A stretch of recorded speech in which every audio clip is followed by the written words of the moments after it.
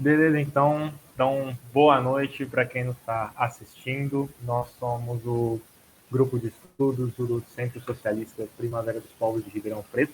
A gente está aqui reunido hoje para fazer o último encontro da leitura do livro Crise e Golpe, do professor Alisson Weber Mascaro.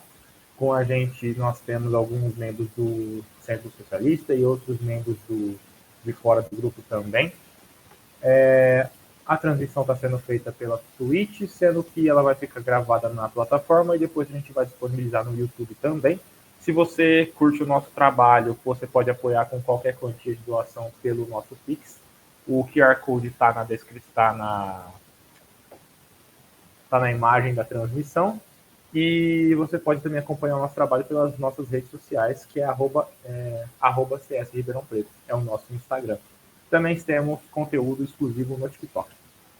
E vamos lá. Nesse encontro de hoje a dinâmica vai ser um pouco diferente, porque como a gente quer terminar hoje, faltam 9 páginas, a gente não vai ler, pausar e discutir. A gente vai ler tudo de uma vez e discutir no final. Tudo bem?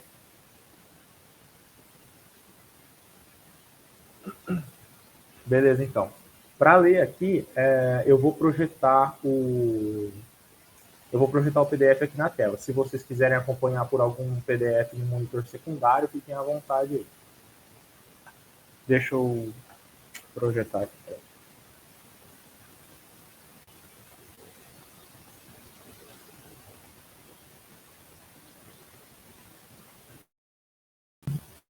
Tá, eu iniciei a projeção. Vocês estão vendo bem?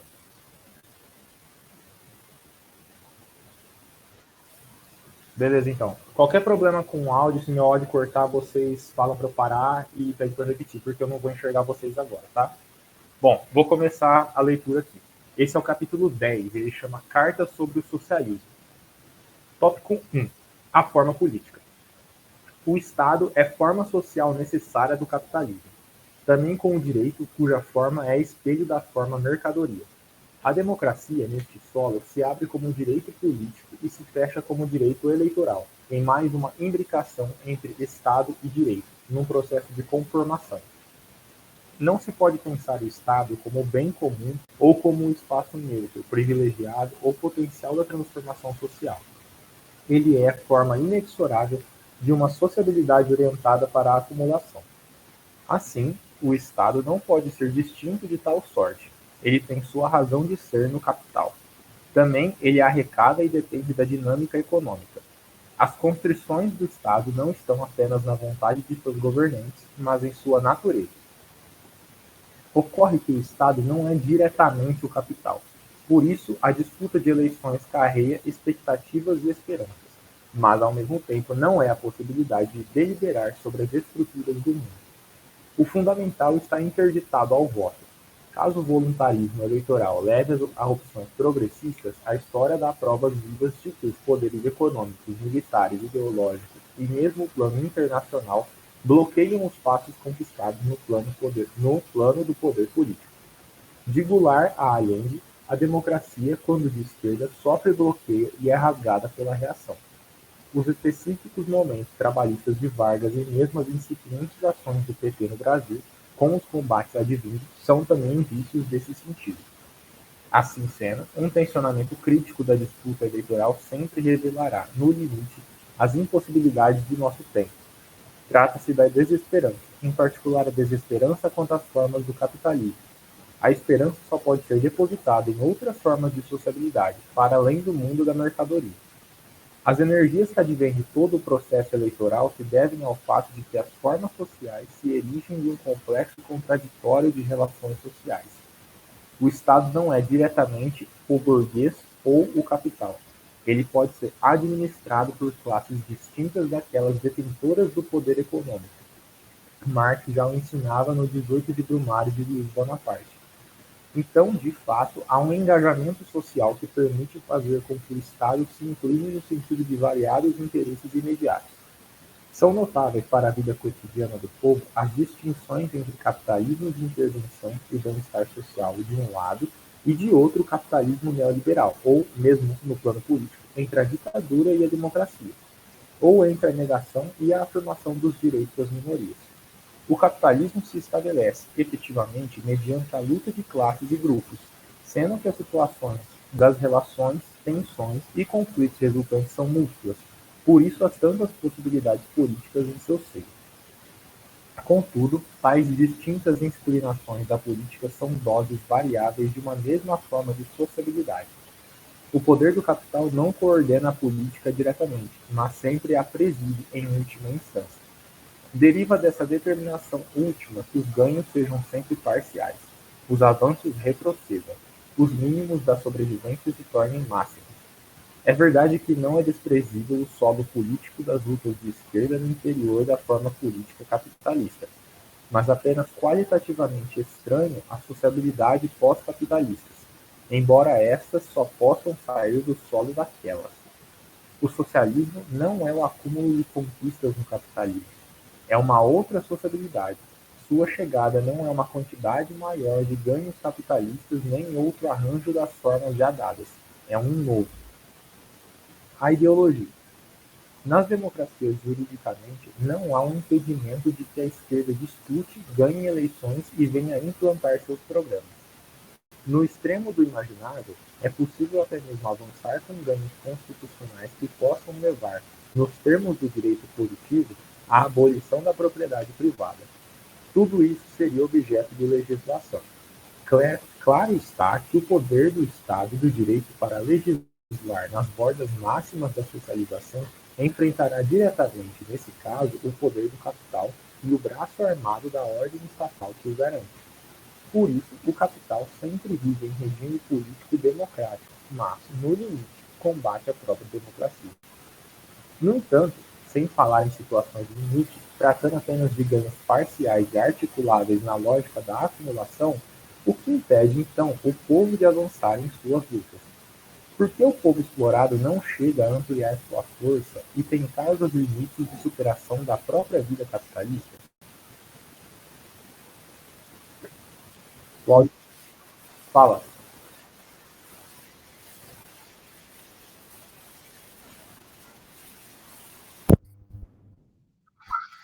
Eu tirei meu fone agora. Como é que tá saindo o áudio para você? Tá melhor? Beleza, então. Valeu por ter avisado.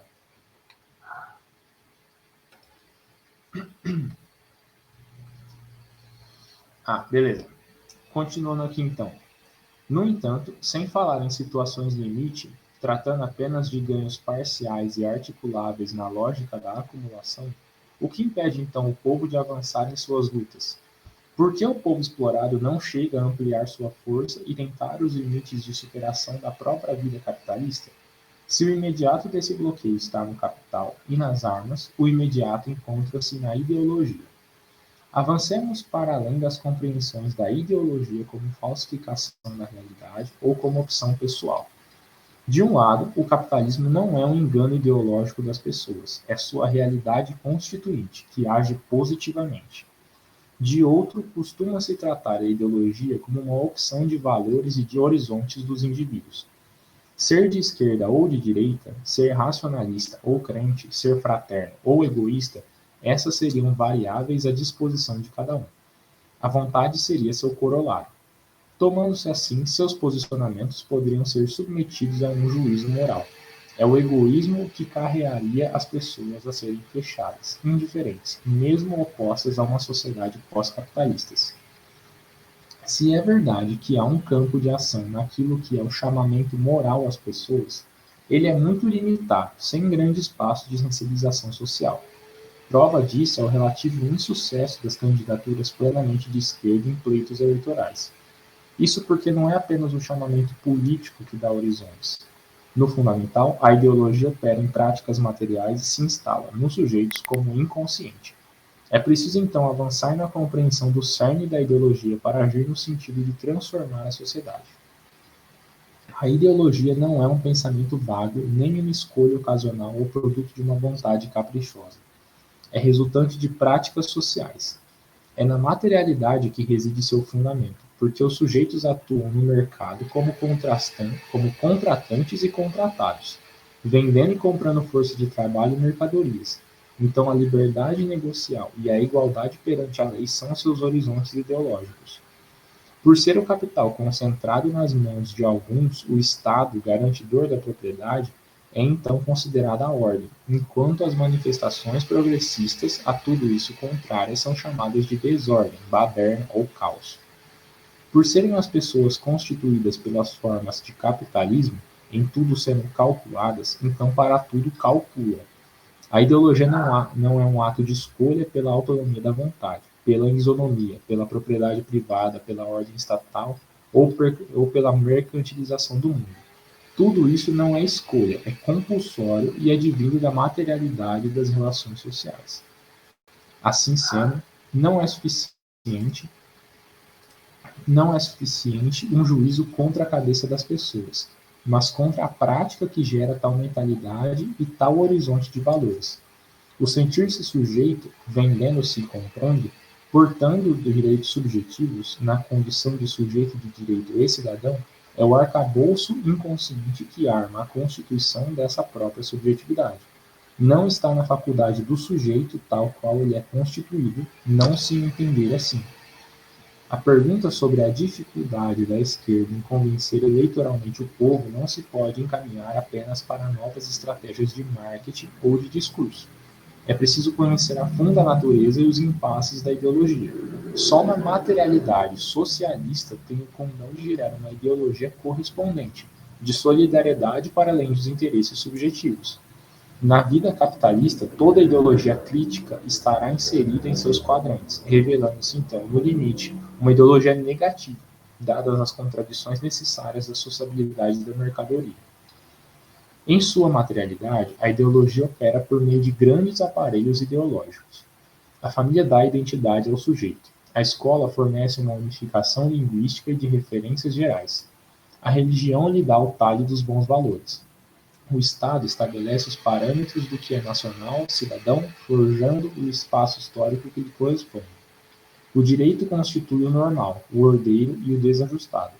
A empresa determina a formação e condutas necessárias a todos os que lhe pleitearem a condição de empregados. Todo esse complexo tece as relações intersubjetivas, mas, ao mesmo tempo, é composto por aparelhagens materiais específicas e plenamente arraigadas. Desse modo, se o Estado for ganho por governantes progressistas, a família, a escola e a religião podem não se fazer acompanhar no mesmo passo. Se os costumes se tornarem progressistas, a empresa mesmo assim resiste e determina suas contratações com base na boa moral. Por se lastrear em aparelhos, a ideologia não é alterável por mera vontade subjetiva, por certo grau de intersubjetividade, nem mesmo por conquista de um aparelho em específico. Além disso, há uma materialização imediata da ideologia que, no capitalismo contemporâneo, tem sua sede nos meios de comunicação de massa. A informação age, na tessitura da ideologia, como um dado ou impositivo. O que ela informa e como informa, esta é a realidade do mundo. O que ela não informa, não existe. Assim sendo, a informação não altera ou distorce os fatos, ela os constitui. Como todos os meios de comunicação de massa se sustentam pela mercadoria, sendo seu núcleo mais consolidado composto por grandes grupos com poderio econômico e político determinante e atravessados por interesses de classe muito cerrados, virtualmente o mundo está controlado em termos ideológicos, de modo material, pelos poucos grandes donos da informação constituinte. No nível dos meios de comunicação de massa, a máquina da ideologia toca diretamente o sujeito, dando-lhe o saber, a vontade e os valores tanto sobre as grandes questões quanto sobre os fatos mínimos. Por isso, a democracia e a vida política no capitalismo não operam em um campo de convencimento de cidadãos que pudessem dispor de suas vontades. O saber, o valorar, o querer e o desejar resultam de máquinas de constituição de subjetividades. Dado o enfileiramento de pressupostos socialmente instituídos e formalizados, as conclusões são, claro, fruto de uma autonomia da vontade dos indivíduos, mas quase sempre inescapáveis do silogismo previamente erigido. Além disso, como a ideologia é uma naturalização de relações sociais, ela constitui o horizonte de mundo que limita tanto a vontade na democracia quanto a vontade para além dessa. Na democracia, ela carrega maiorias, forma inclinações políticas de acordo com as classes e os grupos, cria amigos e inimigos, desejáveis e indesejáveis, e age, em especial e mais profundamente, na naturalização do próprio Estado, do direito e do domínio político. Isso é parelho de um processo de naturalização ainda mais forte, o da exploração econômica. A ideologia do capitalismo não é apenas uma opção, mas a única possibilidade que essa sociabilidade apresenta ao se armar.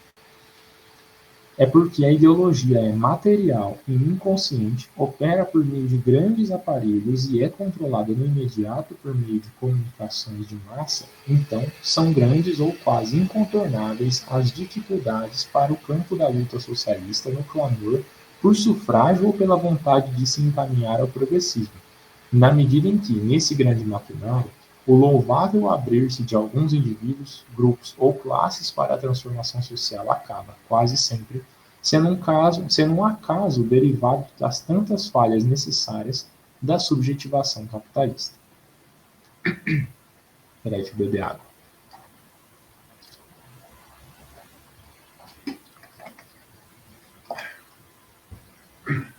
Beleza. Agora o tópico, as crises do capitalismo. É verdade que o capitalismo atua sobre formas de longa estabilidade, mas os arranjos da própria produção, da exploração e do domínio político, institucional, cultural e valorativo são dinâmicos no seio dessa fatalidade. Então, também é preciso ter em vista o presente do capitalismo para capturar as estratégias de sua superação. A acumulação capitalista realizou-se, na maior parte do século XX, mediante regime fordista. Variadas formas de intervenção estatal lhe foram necessárias. O pós-fordismo das últimas décadas, em moldes neoliberais, ainda demanda forte intervenção dos Estados, mas com outros arranjos e horizontes. Nesse último caso, a proeminência financeira acentua traços ainda mais graves da crise que é constante e necessária à própria estrutura do capital. As lutas de esquerda no século XX, tácita ou explicitamente, anelaram-se ao Estado e ao direito. Assim, passaram a não postular o horizonte da superação da sociabilidade capitalista, e sim o aumento de ganhos políticos e jurídicos. Nesse sentido, o problema da esquerda passou a ser apenas quantitativo e distributivo, na própria lógica de acumulação. Os arranjos da distribuição, no entanto, são dependentes das formas, das estruturas, das relações, da dinâmica, das contradições e das constrições do próprio capital. Por isso, nem avançam por moto próprio, nem resistem a crises e a investidas regressivas. Na distribuição dentro da acumulação capitalista, ganhos não se fiam nem em garantias jurídicas, nem em estabilidades políticas. Insistir em lutas por melhor distribuição dentro do capitalismo corresponde a um caminho pelas mesmas encruzilhadas do século XX. De modo geral, as lutas distributivas correspondem a um processo de modernização capitalista. A Europa, no pós-guerra, assim procedeu para se realinhar ao capital agora controlado pelos Estados Unidos. Em termos econômicos, é o que se deu também, em linhas gerais, com as sociedades capitalistas periféricas que empreenderam revoluções em nome do socialismo. Da União Soviética até a China, passando por tantos países do então chamado Terceiro Mundo, o movimento do capitalismo de Estado repôs, em outras variáveis, os termos da própria acumulação de capitais. A crise do capital, que sempre bate primeiro e mais violentamente nos estados periféricos, já há muito atravessa as fronteiras e se situa em regiões centrais do capitalismo. Em tais espaços dominantes, no entanto, dada a força das formas sociais, as contradições não resultam em movimentos suficientes de superação. No mundo capitalista central, a crise, em boa parte dos casos, descamba em fascismos e xenofobia. A contestação à própria lógica capitalista é mais vista nos espaços periféricos, nos quais esse sistema sempre foi a estampa do horror, que nos centrais, para os quais a crise do capital é entendida como provisória, dado que o modo de produção capitalista se toma aí como naturalizado. Na atualidade, o intervencionismo estatal, quando supera estreitos limites neoliberais, ainda está, via de regra, adstrito a alguma ideologia de acumulação, e sempre submetido às suas formas sociais correspondentes. Assim sendo, governos que caminham à esquerda, como alguns da América do Sul, inserem-se plenamente no sistema geral do capital, mesmo que forçando sua distribuição de modo peculiar. De tal espaço específico no contexto neoliberal mundial, no entanto, é preciso avançar para reposicionar as relações sociais. Se é verdade que o receituário tradicional de intervencionismo estatal é o primeiro momento de toda política de esquerda ainda na atualidade, ele deve acelerar para uma alteração dos padrões de relação das massas com o poder e o controle social, sob risco de fazer tragar os passos distributivos quando da reação político-econômica que sempre o atinge de modo contrário. Como as formas sociais do capitalismo são constituintes da ideologia presente, mesmo as crises estruturais do capitalismo não costumam ser capazes de, por si só e de modo proeminente, ensejar uma avassaladora luta crítica e superadora da lógica da mercadoria. Mesmo assim, as crises podem revelar-se, em algumas ocasiões, a oportunidade para uma desestabilização de mais alta monta. Elas desnudam as falhas da sociabilidade do capital, permitindo, eventualmente, um rompimento das cadeias ideológicas e uma maior força política de contestação e mesmo de superação. A luta de classes. O capitalismo é plantado em contradições, conflitos e antagonismos que, no limite, são sempre inconciliáveis. É verdade que o presente herda da história uma série de oposições já anteriormente assentadas. Brancos contra negros, cristãos contra judeus, muçulmanos contra ateus, católicos contra protestantes, homens contra mulheres, etc. Mas todas essas oposições são reconfiguradas e, portanto, constituídas de maneira específica com a sociabilidade capitalista. Assim, do racismo ao machismo são todos, a seu modo, conflitos do capitalismo. Também é assim com a luta de classes. O capitalismo não apenas enseja a luta entre as classes, como, na verdade, constitui as próprias classes, razão pela qual explode a luta. Por isso, burguesia e classe trabalhadora não têm nenhuma natureza extrínseca ao capital. Não necessariamente resta um virtual fardo ontológico do trabalho ao trabalhador numa sociedade pós-capitalista. Capital e trabalho assalariado se erigem, no capitalismo, apenas em razão da infinita coletânea de mercadorias que dá sentido e forma aos sujeitos. O segredo da mercadoria é o mesmo das lutas, dos conflitos e dos antagonismos no capitalismo. A subjetividade se arma como núcleo pelo qual passa a circulação mercantil. O sujeito autônomo é o autômato perpassado pelo capital, pela acumulação, pela apropriação privada, pela contratualização de si e do mundo. Assim, o capitalismo gera em torno da subjetividade no paradoxo de que a autonomia exuberante e plena do sujeito é também sua insignificância pessoal. Ocorre que, ao mesmo tempo que se funda na subjetivação das relações sociais, sendo a subjetivação jurídica um de seus momentos centrais e decisivos, o capitalismo gera, como seu moto contínuo, a separação entre as classes e os grupos. A concorrência de todos contra todos e de tudo contra tudo separa os detentores do capital de um lado e as grandes massas trabalhadoras, desempregadas ou despossuídas de outro. Da gerência ao assalariado e ao lumpen, as relações de produção capitalista levam, num processo contínuo de contínua subjetivação, à formação de classes e grupos. São resultantes de um processo sem fim de exploração do trabalho abstrato, cuja forma social se estabeleceu quando da subsunção real do trabalhador assalariado ao capital, ou seja, nas condições plenas do trabalho como mercadoria, as classes e os grupos são talhados e têm por razão de sua identidade imediata exatamente as próprias relações de produção capitalistas. A causa da existência de classes e grupos nessa forma específica pela qual se constituem é somente o capitalismo. É a forma da mercadoria que edifica a forma política estatal. A nação, então, é um elemento de identidade que dá sentido tanto aos burgueses quanto aos trabalhadores. Luta-se num espaço social delimitado, desconhecendo-se parcial e seletivamente o exterior, porque ele dá unidade territorial às lutas em um espaço dito soberano. Pelo Estado e pelo direito também passa o processo de subjetivação dos próprios grupos e das classes. A representação sindical, a formação de partidos políticos para as disputas eleitorais, a amarração de grupos sociais, organizações não governamentais e meios jurídicos e políticos institucionalizados para a movimentação das lutas, se dão pelas formas sociais necessárias do capital. Por isso, quase sempre o limite das lutas distributivas de partidos e movimentos sindicais e populares é a acumulação. Enredados no torvelinho de uma miríade de constantes relações sociais de exploração, antagonismo e concorrência, os indivíduos, grupos e classes pedalam uma bicicleta que nunca pode parar. O limite do ganho é a acumulação, fazendo a dinâmica social pender desta. Por isso, os movimentos sociais e populares, os sindicatos e os partidos políticos, mesmo de esquerda, agem em favor da mesma sociabilidade que os constitui, ainda que para dosá-la de modos distintos, quando isso é mesmo possível e não se esgota simplesmente em jargão. Subjetividade é o núcleo das explorações e das dominações do capitalismo. A consciência, a boa vontade ou até a união dos indivíduos em partidos, sindicatos, movimentos, grupos ou mesmo massas e multidões não faz com que as relações sociais se deem em grau distinto daquele dos indivíduos em interação isolada.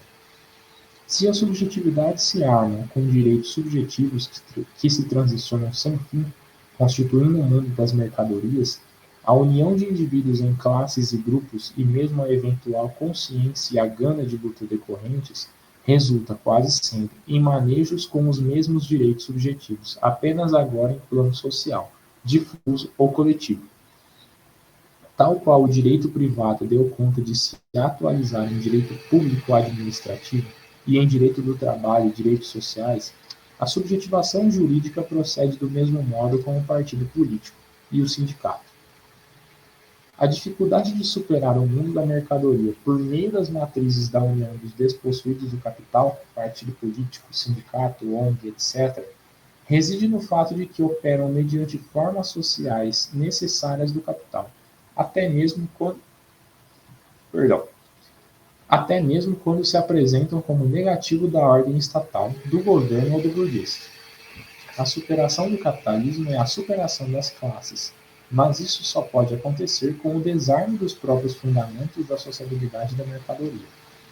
Não é pelo Estado nem pelo direito, tampouco pelo sujeito ou pelo arranjo de suas quantidades que tal processo se instaura. A forma sujeito é capitalista. Só a superação das formas sociais permite o capitalismo, o que não quer dizer que este se faça contra ou indiferente aos sujeitos, mas mediante formas sociais totalmente distintas a respeito da subjetividade. No entanto, tal superação exige uma saída relacionada a essas próprias formas. Por isso, a constatação do impasse estrutural é, também, a necessidade de se agarrar às frestas das energias transformadoras, progressistas e libertárias que saltam das lutas no capitalismo. Se os partidos progressistas radicais, os sindicatos e os movimentos populares se constituem pelas formas sociais capitalistas e nelas sempre esbarram, são ao mesmo tempo espaços de relações sociais, políticas, culturais e valorativas fundamentais, na medida em que por eles podem passar práticas distintas daquelas da lógica da mercadoria, revelando-se ainda e então meios de aglutinar e ensejar forças maiores que possam desaguar em lutas socialistas. Partidos, sindicatos, movimentos populares críticos e radicais e mesmo lutas deflagradas só podem ser plenos se se articularem para fins não imediatos, isto é, não para só existir mediante as formas sociais do capitalismo.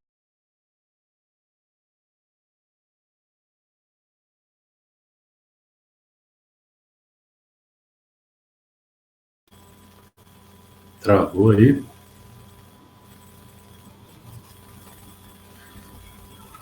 Acho que ele caiu, hein? Eu achei que fosse aqui comigo.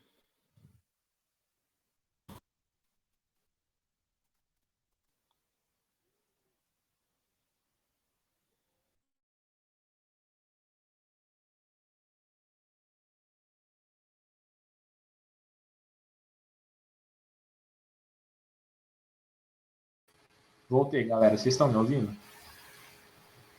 Estamos ouvindo. Sim. Beleza, peraí.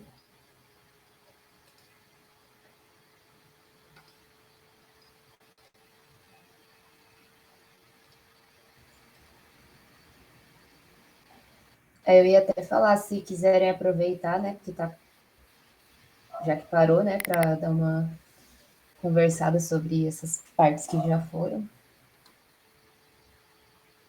Sim, vocês querem conversar sobre alguma parte ou quer continuar? Ah, desculpa se vocês combinaram outra coisa, gente. Eu cheguei atrasada. Já tô dando palpite sem saber. Falta uma página só, vou terminar aqui e a gente continua, beleza? Peraí. Tá, vou pegar esse último parágrafo aqui. Partidos, sindicatos, movimentos populares críticos e radicais e mesmo lutas deflagradas só podem ser plenos se se articularem para fins não imediatos, isto é, não para só existir mediante as formas sociais do capitalismo, mas para serem outros, para terem de um dia acabar, para o socialismo, pois. É verdade que a articulação por meio das formas da sociabilidade capitalista, via de regra, gera a incorporação das lutas à lógica da mercadoria e da acumulação. Seu valor está no fato de que, pelos dedos das mãos dessas lutas dentro do capitalismo, podem sair de maneira inesperada articulações e forças distintas. A palavra da esperança. A desesperança é a melhor esperança de nosso tempo. É só ao reconhecer que as formas da sociabilidade capitalista são contraditórias, conflituosas, portadoras inexoráveis de crise e de exploração, e, portanto, incapazes de serem distintas do que sempre foram e são que então será possível agir no sentido de transformar as condições presentes. A palavra da constatação crua e cruel sobre a natureza do capitalismo e de suas vertentes, mesmo as de esquerda intervencionista de bem-estar social, é o que permite repor o socialismo como distinto do capitalismo, escapando das repetições de tantas trilhas que só levaram aos capitalismos de Estado do século XX e também superando as ilusões de que os arranjos das formas de capitalismo, se realizados com um novo engenho ou combinatório, agora seriam capazes do novo. Não reside fundamentalmente na culpa dos agentes políticos, em sua miséria pessoal ou em sua traição, a impossibilidade de avanço para além do capitalismo pela via da representação dos trabalhadores, do partido e do governo estatal. As formas sociais do capitalismo só têm razão de ser na acumulação e se limitam a portar exatamente exploração e dominação. Nelas, todos os indivíduos e mesmo suas vanguardas são o que foram constituídos. Mas também a palavra da crítica negativa ao capitalismo não encontra solo quando a materialidade das relações sociais obriga à positividade. Fechar contratos, vender sua força de trabalho, estar preparado para os novos desafios da carreira e as novas tecnologias. Estar atualizado na profissão, apto ao amor, a criar filhos, a enfrentar a doença com serenidade. Para tudo isso, as subjetividades são interpeladas a esperanças e ao sim neste mundo. A palavra da crítica é a negação de tudo isso, que é exatamente todo mundo de todos os sujeitos. Parece, então, de início, impossível ou infrutífera a palavra da crítica, mas a própria sociabilidade do capitalismo não fecha positividades perfeitas nem é fundada nelas. Vende-se a si mesma sempre, e de modo cada vez melhor, para a exploração. O positivo é seu próprio negativo. Do consumo à carreira, à tecnologia, ao amor, ao lar e ao sentido na vida, o capitalismo se estabelece como a interpelação máxima do sujeito para a sua total insignificância. A palavra da crítica ao capitalismo nesse mundo é nada em termos de referência e sentido, mas tem um alto potencial de ser tudo nesses mesmos termos. O acaso, a falha, a tentativa e o encontro é que farão com que a palavra da crítica gere a ação transformadora. O capitalismo porta a crise que, se só ser tragada pelas mesmas formas sociais que a geram, pode, no entanto, explicitar as falhas da própria sociabilidade do capital. O socialismo é uma travessia para além das referências de mundo que constituem todas as subjetividades. Tal qual é impossível instaurar uma sociedade amorosa em nosso tempo, é também impossível erguer o socialismo a partir daquilo que o capitalismo apresenta. Mas, ao mesmo tempo e paradoxalmente, só pelos escombros dessa sociedade outra se erguerá. Todos os meios de comunicação de massa, as religiões, os estados, as universidades, empresas e, de forma parcial, a intelectualidade, os partidos, os sindicatos e os movimentos populares não dão o passo para a superação do capitalismo. Sua crítica persiste num campo, no máximo, reformista. O gosto pela estética do novo a todo momento, que sempre deságua em sujeitos que apenas parecem diferentes do que aí está, revela somente mais uma faceta da estética da mercadoria. Mas a luta pelo socialismo demanda uma materialidade mínima suficiente. ela há de envolver a descoberta de trilhas e de ações que deslindem novos sentidos. A palavra da crítica é o fermentar de horizontes. Se a exploração capitalista se faz pelo sim, o não da luta socialista é libertador. A dor de combate socialista descortina e, portanto, tem potencial de fazer algo distinto germinar nos sujeitos perpassados, todos pela dor de fundo da lógica da mercadoria. Dos escombros e da luta contra o mundo da mercadoria pode raiar o dia em que a exploração do homem pelo homem tenha fim. Quando isso acontecer, a humanidade nos mandará uma carta narrando a chegada às sociabilidades superiores. Então esta carta ao socialismo terá encontrado seus derradeiros destinatários. É isso, pessoal. Só conferir. É isso aqui mesmo. O livro está terminado. Deixa eu descompartilhar aqui. Pronto. Bom, a gente ainda tem ainda uns 45 minutos para dar uma discutida. Aí eu queria perguntar para vocês, pedir para vocês se expressarem aí o que vocês pensaram, algum comentário, uma coisa que vocês acham legal da gente discutir nesse momento de finalização do livro.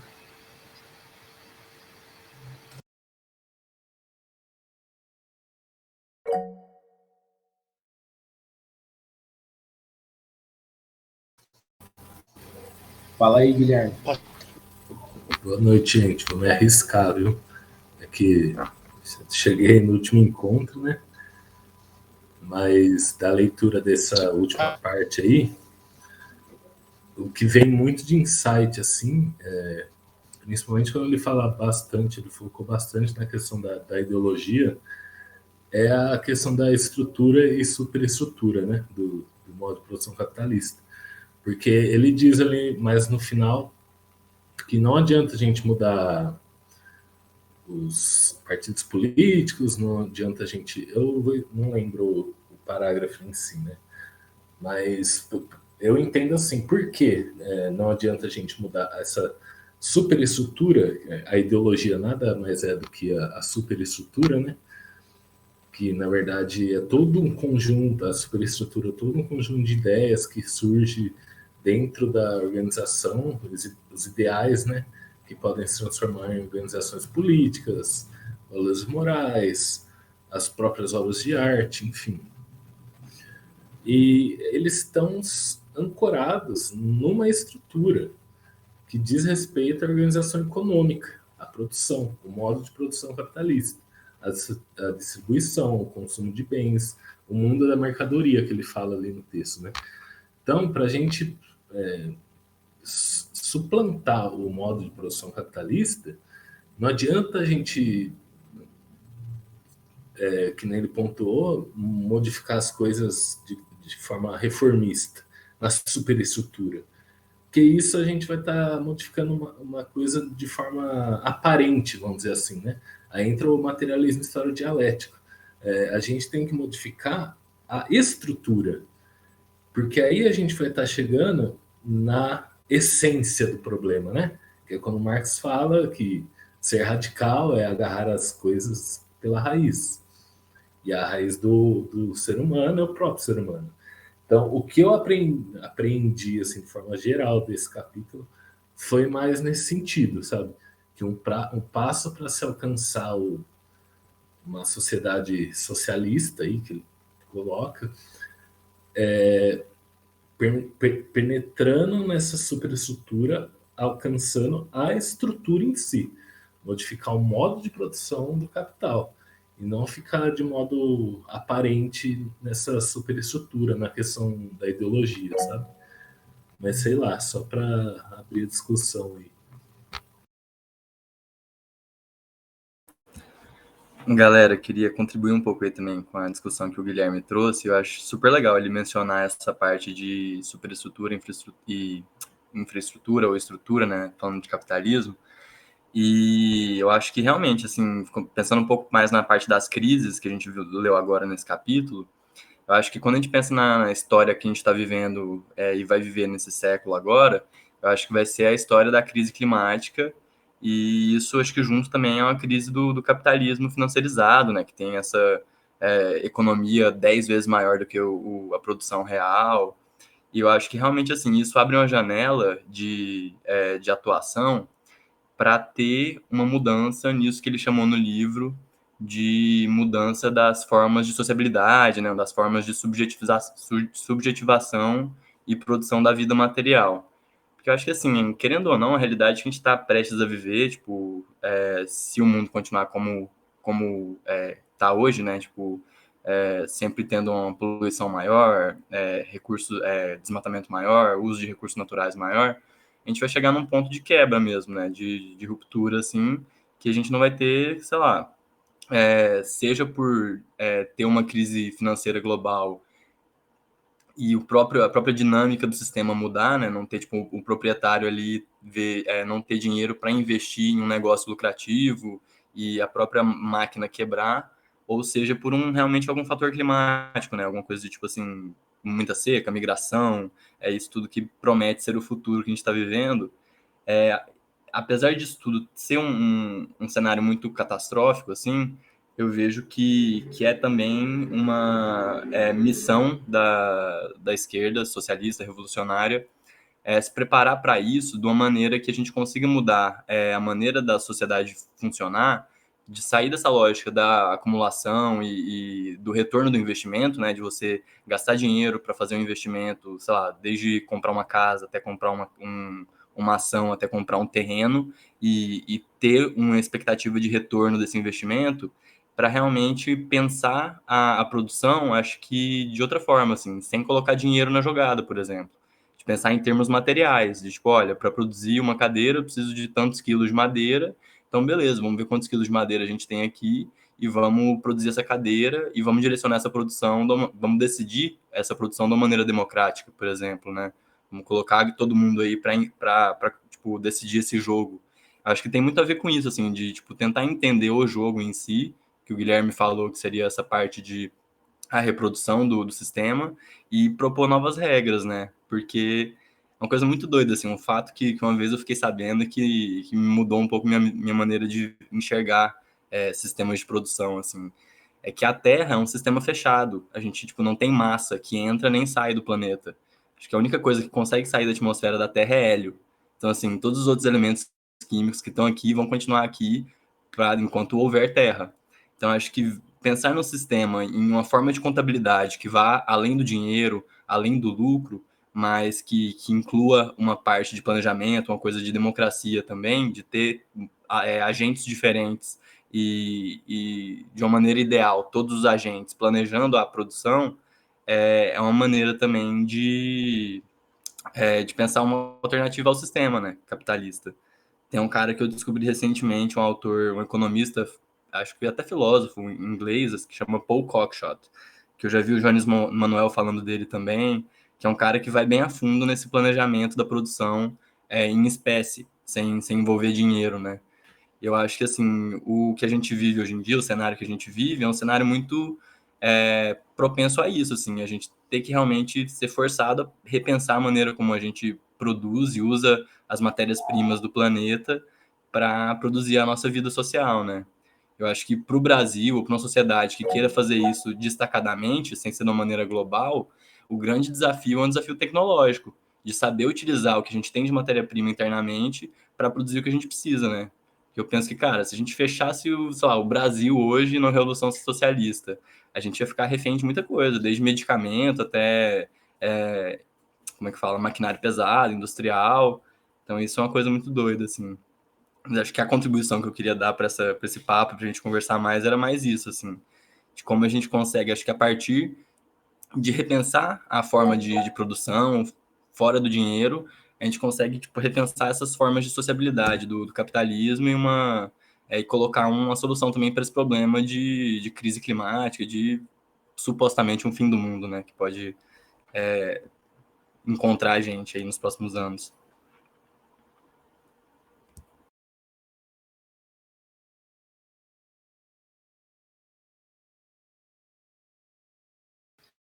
Vai lá, Guilherme.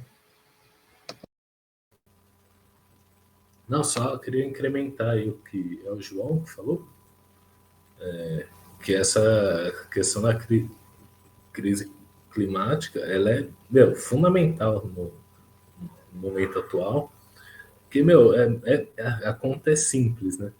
Simples, mas complexa. A gente vive num planeta que tem recursos limitados, recursos naturais limitados. Mas o modo de produção capitalista, ele é infinito, ele é ilimitado, tá ligado? Tipo, a gente já torrou quase todo o petróleo que existe no planeta, um bagulho que demora milhares de anos para se formar. A gente vai e queima assim, ó, indo pro trabalho, tá ligado? As árvores, a gente consegue desmatar árvores monstruosas em segundos, sendo que elas demoram de 10 a 20 anos para crescer. Então, tipo, a conta não bate, né? E aí me remete um pouco à autorreprodução destrutiva do capital, né? Do Steven Mesaros também. Tipo, que o capital, ele é um sistema tão insano que ele descobre um modo para se autorreproduzir, mesmo se destruindo, tá ligado? A dialética intrínseca a ele. Só que o planeta não funciona desse jeito. Então é aquela famosa frase, né? Ou a gente vai acabar extinguindo a raça humana e outras tantas espécies de animais, ou a gente vai destruir o sistema capitalista. O que vai ser, tá ligado?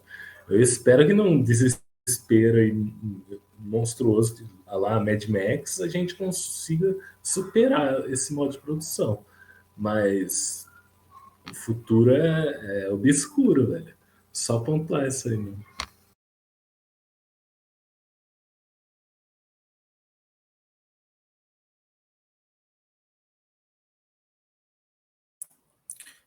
Bom, boa noite aos colegas, camaradas.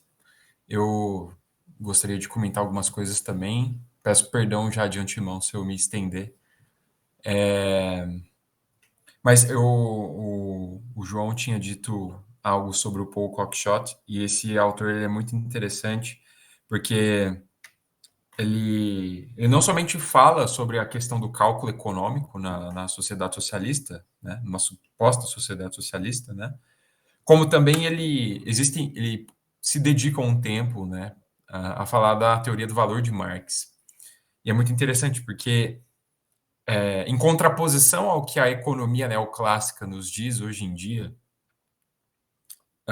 e a economia neo-ricardiana, marginalista e tudo mais, né, que foi responsável por tirar o política do economia, né, porque anteriormente, nos tempos de Marx, economia, a ciência econômica era a economia política, né, mas aí por uma questão que não tem nada de fortuita, retiraram o política, né, para dar uma aparência de puramente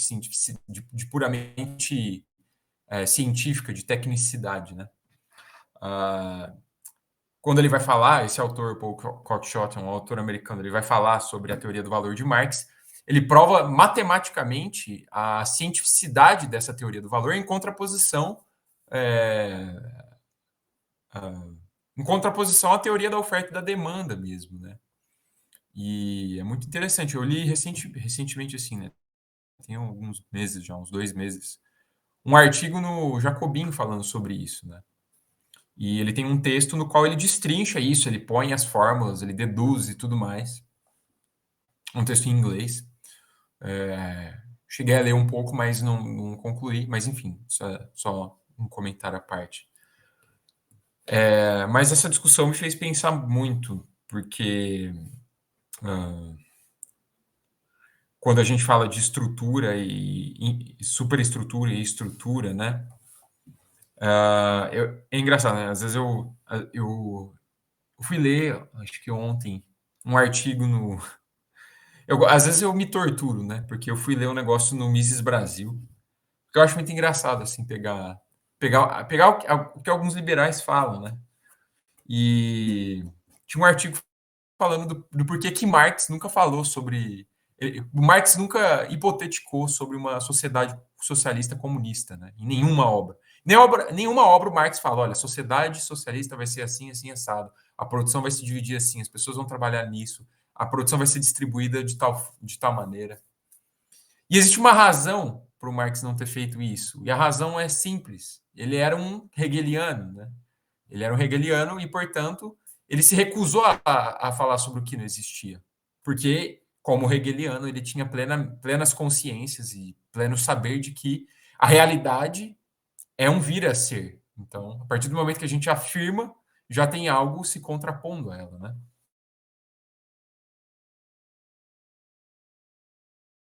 E os tradutores traduzem, né, como suprassunção, né? Então, que é, na verdade, a superação. Então, é por essa razão. E aí, a grande problemática que eu percebi, né, nesse artigo, né, desses liberais, eu nem lembro o nome do cara, enfim, é que, para além dele ter achado estranho o fato de Marx nunca ter falado dessa organização da sociedade socialista, que não reside nenhuma contradição, porque o Marx ele era um pensador do capitalismo, ele destrincha a lógica do capitalismo, essa é a grande questão em Marx. Esses autores ainda eles consideram que o Marx errou no sentido de que ele estava falando só de mudança da forma como o Estado é organizado, né? Isso é um grande vilipêndio, uma grande distorção do pensamento de Marx, porque ele nunca se resumiu a mudar superestruturalmente a sociedade. O Marx ele fala da mudança da forma como a gente se relaciona materialmente, né? Isso envolve as relações de produção, né? A produção da vida material. E dentro disso, as próprias condições nas quais a gente está colocado e as condições também que a gente cria a partir desse momento, né? Eu acho que é importante pontuar isso. E ele fala muito sobre essa questão, o Alisson Mascaro, né? Ele fala muito isso na ideologia, porque a ideologia ela não é algo que a gente escolhe individualmente, não é algo que a gente conscientemente coloca na nossa cabeça e espalha isso, né? Mas está ali capilarizado e enraizado na forma como a gente produz materialmente, né?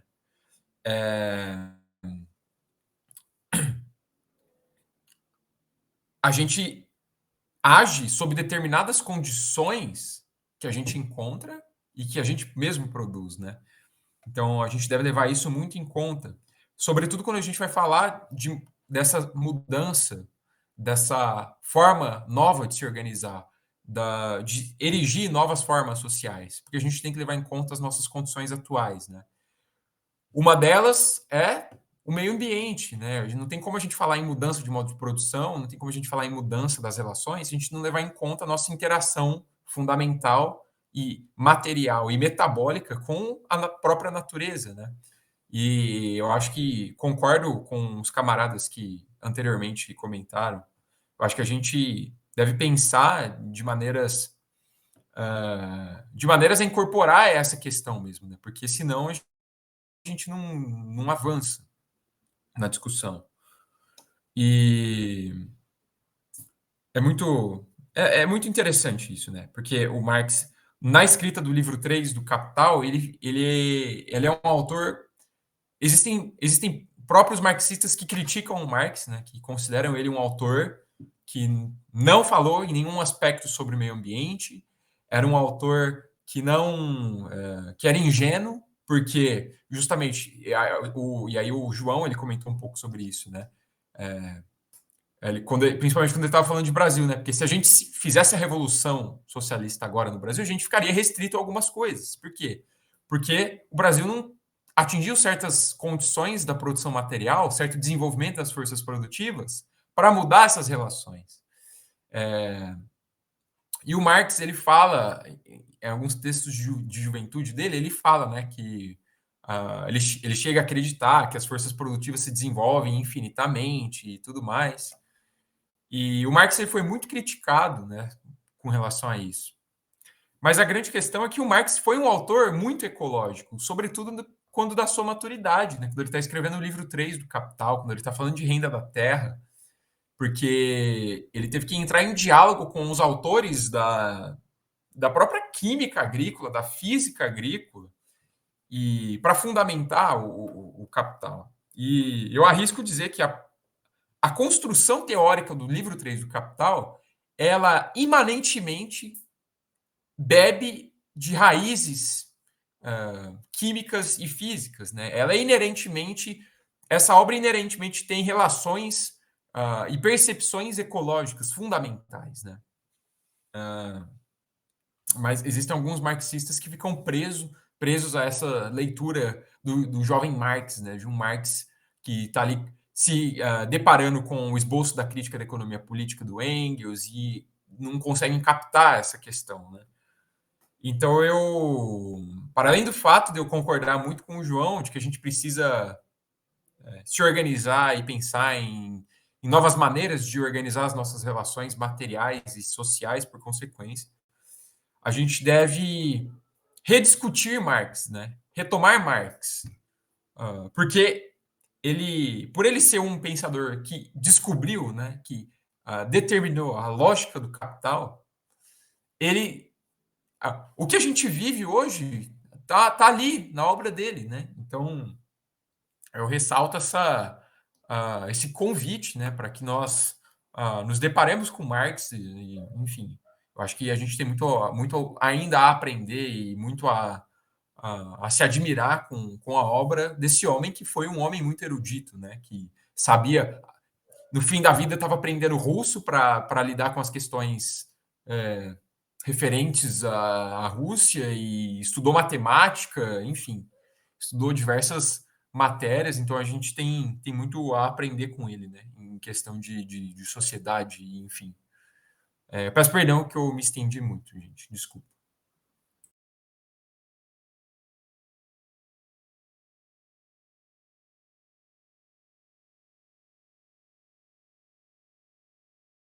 Valeu, Lucas. A gente que agradece a presença, mano. Um abraço. Inclusive, Gustavo, naquilo que você está falando, sobre o que você comentou, eu achei muito interessante essa parte do livro sobre a ideologia. É o que mais me capta a atenção, também pelo que eu estudo na faculdade, assim. E de fato, enquanto não houver uma mudança das condições materiais, é impossível fazer uma mudança nas condições ideológicas. Tanto porque o sujeito ele está sempre imerso na ideologia, mesmo quando ele está criticando a própria ideologia. Eu acho que a única diferença que tem no marxismo é que ele se propõe que sim, nós somos ideológicos, mas a gente admite isso, né? A gente não separa as coisas. E é preciso muito manejo nisso, porque quando existe uma posição de crítica, de negatividade à ideologia vigente do capital, a ideologia vigente se contrapõe, ela é dialética, ela manda uma força contrária que vai derrubar essa crítica, né, esse posicionamento negativo em relação ao capital, ou pior, ela coopta essa ideologia que vem como crítica. E isso é muito difícil, cara, atualmente. Porque quando tudo virou mercado, as críticas ao capital são cooptadas muito rápido e também transformadas em mercadoria, sabe? Eu vejo isso muito acontecer, principalmente agora na internet, na própria diversidade, na própria concepção do que a gente tem como lazer, né? Que o consumo, hoje em dia, ele é muito atrelado ao lazer, né? Então as pessoas entendem o consumo de mercadorias como uma parte do entretenimento mesmo, do lazer, sabe? Da vida fora do trabalho. E isso acaba puxando toda uma ampla cadeia de coisas e ideias que antes eram subversivas e realmente revolucionárias para virar sei lá, um pôster digitalizado que não significa mais nada, assim, sabe? Completamente esvaziado nesse sentido.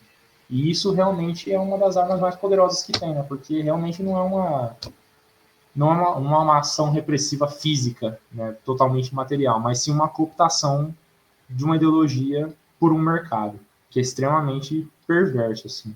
Isso é muito difícil de lidar, assim. É realmente muito complicado.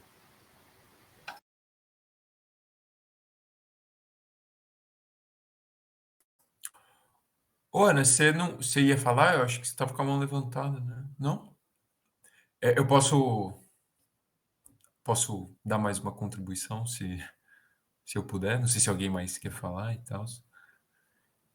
Mas, então, sobre essa questão, né? Eu até ia falar anteriormente, mas eu fiquei com medo de me estender ainda mais, e aí eu acabei não falando. O capitalismo, ele também falando sobre essa questão da ideologia, né? E de como ele coopta as pessoas, né?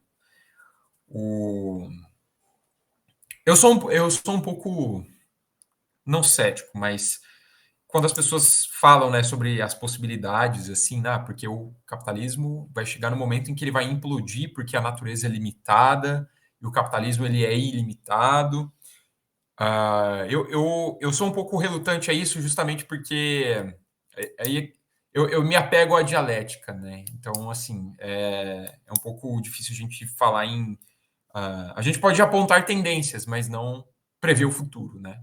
Marx também, ele não era...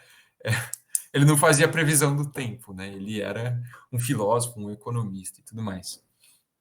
Mas o próprio capitalismo, por mais que ele vise expandir ilimitadamente os seus mercados, né? E eu acho que essa é a grande diferença do capitalismo para os modos de produção anteriores, né? Como o modo de produção feudal,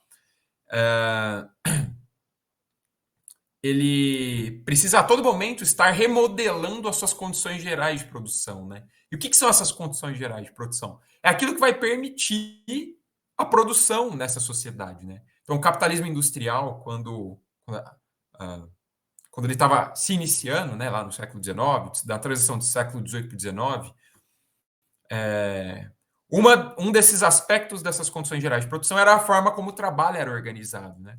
Organizado nas fábricas, a divisão horizontal, e pressupondo a igualdade dos trabalhadores enquanto trabalhadores, isto é, os trabalhadores eram trabalhadores e seriam assim para sempre, eram assalariados e seriam assalariados assim para sempre, e a separação, a limitação deles ao controle do processo de produção, né? Então, essas são as condições gerais daquele momento, né? E o capitalismo, a todo momento, a cada nova inovação, a cada nova tecnologia que se cria, ele remodela essas condições gerais de produção. Então, ele está a todo momento extrapolando os próprios limites para conseguir realizar aquilo para o qual ele foi criado, né? A valorização do valor, tornar o valor mais valorativo. E isso visa também a criação de novos meios de comunicação, novas ideias, né? Por exemplo, uma coisa que eu observo bastante é a ideologia do microempresariado hoje, né? Como isso se esprairou hoje em dia. Você pega 10 anos atrás, ou você era, obviamente, né, que há 10 anos atrás a gente já estava num movimento aprofundado já de transformação neoliberal. Mas, diferentemente do que acontece hoje, a gente não via tanto assim as pessoas. Não existia Uber, né? Não existia essas formas de exploração do trabalho que, pelos esses meios de comunicação de massas, né, que detêm o monopólio, não se fantasiava isso enquanto empreendedorismo, né? Então, eu acho que observar, juntamente com essas remodelações das condições gerais de produção, e pensar e captar essas ideologias, né, esses conjuntos de ideias, se bem que o Marx ele não fala muito em ideologia, ele não resume ideologia a conjunto de ideias, né, mas acho que captar esses movimentos, assim, por mais difícil que seja, isso também é importante, né, para a gente se situar. Mas eu concordo plenamente assim com você. É muito difícil a parte disso, porque a gente está imerso nessa lógica também, né? Então é difícil, é um trabalho árduo, né?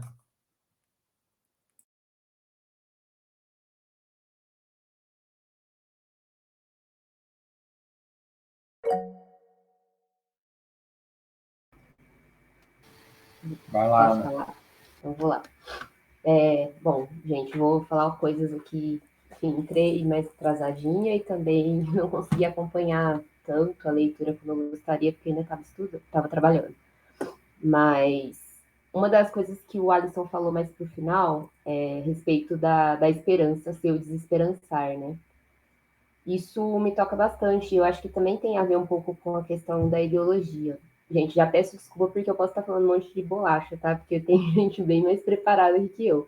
Eu vou falar assim, da minha visão das coisas.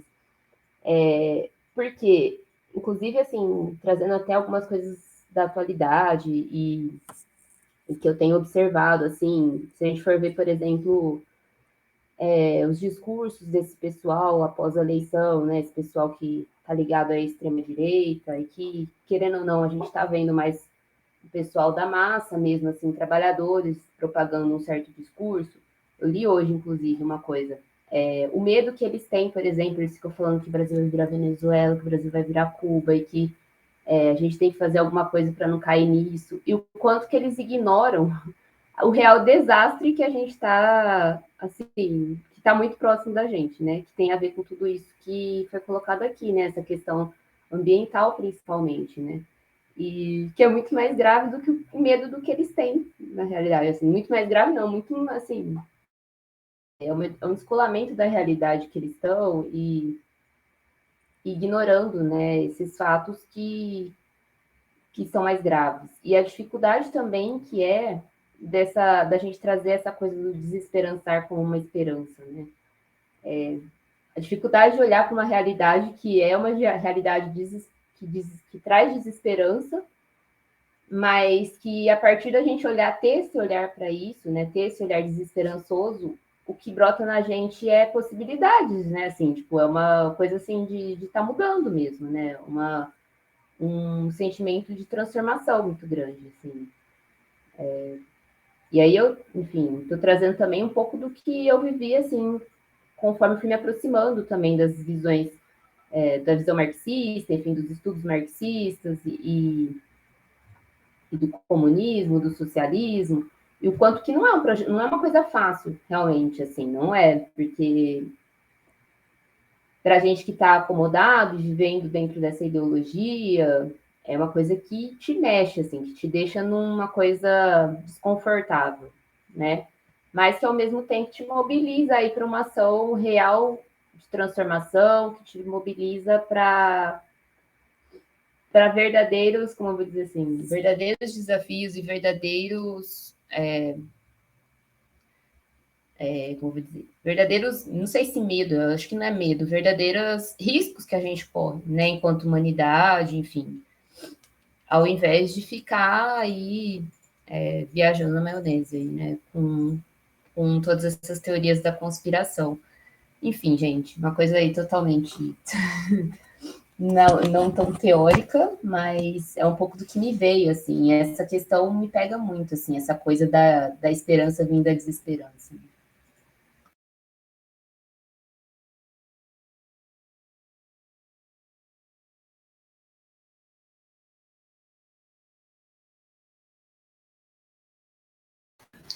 Ainda tem um tempinho? Tem sim, João, vai lá. Opa, você quer falar alguma coisa, Henrique? Fala aí. Não, pode falar, pode falar. Não. Cara, eu ia falar que uma vez eu vi o Safatli, eu acho, alguma entrevista falando algo parecido com o que a Ana falou, de que desse sentimento sei lá, que a gente tem que ver muito no brasileiro hoje em dia, de estar desacreditado de tudo, dessa desesperança nasce um sentimento que pode ser esse sentimento de transformação, assim. Muito doido, assim, eu gosto, o Henrique comentou um pouco sobre também essa visão da ideologia, que pega um pouco para a teoria mais da psicanálise e tal. Eu acho que é uma visão muito legal, assim, eu acho que no Brasil a gente tem uma galera que manda muito bem nisso, assim, o próprio Christian Dunker também, porque realmente acho que esse sofrimento material vai se tornando um sofrimento mental. Isso foi uma coisa que a Giovana acabou de falar aqui, mas vou falar por ela. E que isso vai sendo administrado, de certa forma, pelo próprio capital também, né? Tipo, igual o Henrique falou agora, tipo, essa coisa do entretenimento virar lazer e tal. E propor, acho que um pouco do que a gente poderia pensar como centro socialista, um pouco dessa proposta de propor uma transformação social, seria propor também válvulas de escape ou atividades, tipo, diferentes para esses fins emocionais que a gente vê que o capitalismo oferece, né? E, tipo, pensando isso de uma outra forma, né? Uma forma que não venha da forma da mercadoria, mas que venha de acho que às vezes um planejamento, alguma coisa, uma coisa que ponha a materialidade no centro da história, assim. Que eu acho que tem muito a ver aí com o que a Carol sempre discute também, a importância de estar territorializado, né? Acho que é a territorialização que vai trazer uma nova forma de sociabilidade, porque é o que dá acesso, no mínimo, a uma propriedade, pelo menos do solo. E aí, tipo, você consegue, pelo menos ali, ter uma autonomia, né? Eu acho isso uma coisa muito importante. Por isso que eu vejo no MST no Brasil uma força, assim, um potencial muito gigante, sabe? É uma coisa maluca, assim. Você vê o Lula falando em entrevistas, ou o pessoal falando agora da pós-eleição do Lula, que ele vai para a COP agora acho que no Egito, e que a restauração de milhões de hectares, de quilômetros quadrados, de milhões de quilômetros quadrados de áreas de pasto degradado que vão ser restaurados no Brasil, nessa agenda do capitalismo verde. Eu fico pensando só de, tipo, nossa, cara, imagina isso tudo sendo coletivamente apropriado por coletivos, por MST, por movimentos sociais, e posto na missão de realmente ter um objetivo de conter a, sei lá, migração do caos climático, conter uma população que vai estar migrando da costa para o centro, para o interior. Acho que, assim, realmente a gente precisa de uma forma de sociabilidade, uma forma de governo que põe as questões humanas à frente, né? E eu acho que isso é uma coisa que tem que ser construída a partir da territorialização, assim. Uma coisa que você tem que ter autonomia, pelo menos, de ter teto e comida para as pessoas. E aí, o que a gente precisa de tecnologia, de arte, a gente tem que ir construindo em cima disso, né? É uma coisa que eu acho que tem que partir do básico.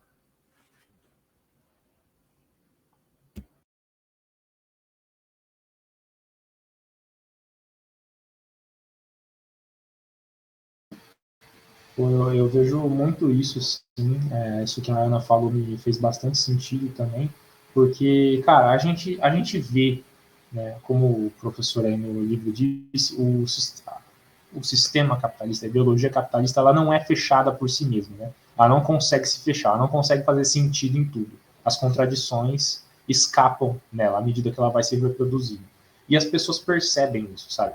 A gente vê as pessoas que elas trabalham, mas elas veem que elas continuam fodidas, sabe? Elas vão nos lugares, mas elas veem que as pessoas continuam olhando torto para elas, enquanto outras pessoas têm sucesso, acumulam dinheiro, têm uma vida boa, etc. E elas sentem que tem alguma coisa errada, né? O Safatli é um pensador muito importante nisso. Ele usa até na palestra que ele deu para a gente, ele usa uma frase muito clássica na psicanálise que a gente usa, mas que também serve no contexto, que é aquilo que é negado no simbólico retorna no real. Né? Aquilo que não é apreendido pela simbolização, tanto consciente como inconsciente, retorna de alguma outra forma angustiando o sujeito, levando esse sujeito a se mover para algum lugar. E isso me faz lembrar muito de uma conversa que eu tive com o João uns tempos atrás, que o João teve uma percepção muito boa da realidade, que nos últimos tempos a gente percebeu, principalmente logo antes da eleição do Bolsonaro, o ímpeto da população por um antissistema, assim, sabe? Um ímpeto de acabar com tudo e reconstruir uma coisa totalmente nova, né? Um antissistema, isso que está aí, né? Construir alguma coisa nova, porque desse jeito não dá mais. Infelizmente, esse ímpeto, essa pulsação foi cooptada pela ideologia bolsonarista e pelo discurso dele de acabar com tudo, etc. Mas, na verdade, era tudo mentira, etc. Né? A gente já sabe. Mas esse ímpeto antissistema, ele já está aí faz muito tempo, assim. E realmente, mano, se isso fosse trabalhado de maneira que alguns grupos que já têm condição pudessem dar uma garantia material mesmo, básica, isso poderia ser trabalhado de uma forma muito eficiente, assim. Muito eficiente.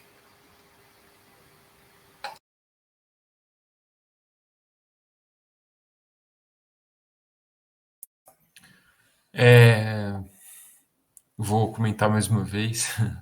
O que me toca muito no que a Ana falou como que isso se enraiza, né? Como que as pessoas elas estão, como que elas acabam se deparando com essa realidade paralela e vivem nisso, né?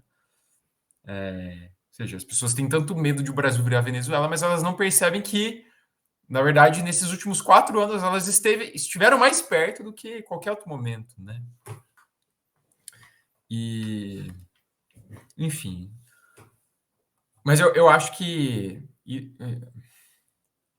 uma das causas disso, né, é o tempo histórico no qual a gente está, né, que é o tempo histórico da pós-modernidade, e porque a gente vive num vazio de discursos, né? A gente vive, não tem mais a pós-modernidade é justamente esse período no qual as verdades se fragmentam, né? Não existe mais a verdade ou o futuro. Não existe a mudança. A mudança agora é de si mesmo, né? Da nossa própria percepção sobre a realidade caótica e fragmentada. Eu acho que isso abre precedentes para a gente, para o ser humano, né? Ele fica perdido, né? Desorientado e por consequência ele busca um sentido, né? Ele busca uma solução para essa desorientação, para essa fuga dele, né? Para tudo isso, né?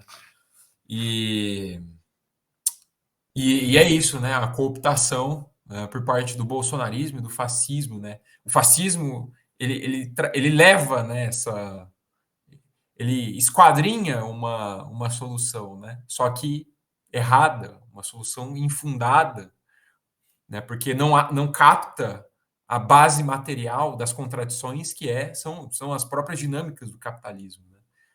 E como a gente vive num período em que os grandes discursos, né, universalizantes, né, o marxismo ele é isso. Obviamente, o marxismo não se resume, não, ao meu ver, ele não se resume a um conjunto de ideias, mas ele é um método de análise da realidade, né? Eu acho que seria errado falar que o marxismo, uma corrente de pensamento, é um conjunto de ideias somente, né? E aí ele caiu muito em descrédito, né? Principalmente na virada do século por conta disso. Então eu acho que para a gente resgatar um certo senso nessas pessoas, né? É o nosso trabalho ativo mesmo, de falar, não, olha, existe a solução é mudar as relações sociais, né? Mudar as nossas relações de produção, criar relações que são mais viáveis, né? Porque essas que a gente está não dá mais, essas produzem a crise permanente, a desorientação, produzem tudo que a humanidade já viu de mal, né? E eu gosto muito a Sofia Manzano, ela tem uma frase que é muito genial, assim, e ela diz algo com o qual eu concordo bastante, né? Que o comunismo ele é a proposta mais generosa que a humanidade já produziu. E eu acho que faz muito sentido isso, né? No sentido, principalmente se a gente observar que é algo que propõe realmente olhar para as necessidades de primeira ordem do ser humano, né? E não o lucro, né? Não outra coisa. Então, isso é muito interessante, assim. Eu acho que a gente precisa resgatar essa ideia de que há um futuro possível, né? E transformar a desesperança em esperança novamente, porque isso é fundamental, né? É o pessimismo da razão, mas é o otimismo da vontade. Eu acho que isso nunca se fez tão presente quanto agora para nós, né? Então, é isso, assim, eu concordo muito, endosso muito, e vir aqui a cada 15 dias conversar e ter reuniões com a galera do centro, eu acho que individualmente isso é algo que me ajuda muito, mas eu acho que isso não deveria se fechar só na minha satisfação individual, mas algo que, e na verdade é por isso que eu estou no centro, né, para construir realmente, né, eu acho que eu percebi muita a importância disso hoje, enquanto marxista, né? Você construir, você se juntar com o seu próximo, né? E eu acho que isso é muito importante para nós, socialistas, comunistas, afins, né? Quem acredita que essas relações que a gente vive, elas não dão, elas são insuficientes, que a gente precisa de um outro modelo de sociedade. Então, é isso, eu acho que vale muito a pena a gente se debruçar sobre essas questões mesmo.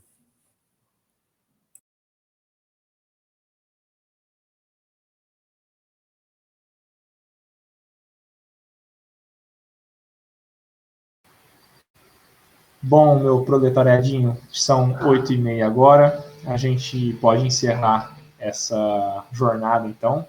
Eu vou fazer o agradecimento final aqui para você que nos acompanhou nas redes sociais. Muito obrigado por ter acompanhado essa jornada. Foi uma leitura muito legal, muito significativa. Se você gostou do nosso trabalho, nos acompanhe pela rede social do Instagram, que é @csribeirãopreto. Se você quiser doar qualquer quantia ou falar com a gente, doar qualquer coisa, você pode doar pelo Pix, que está na imagem da transição, da transmissão, ou falar com a gente por DM no Instagram também, que a gente responde. E é isso. Muito obrigado, viu?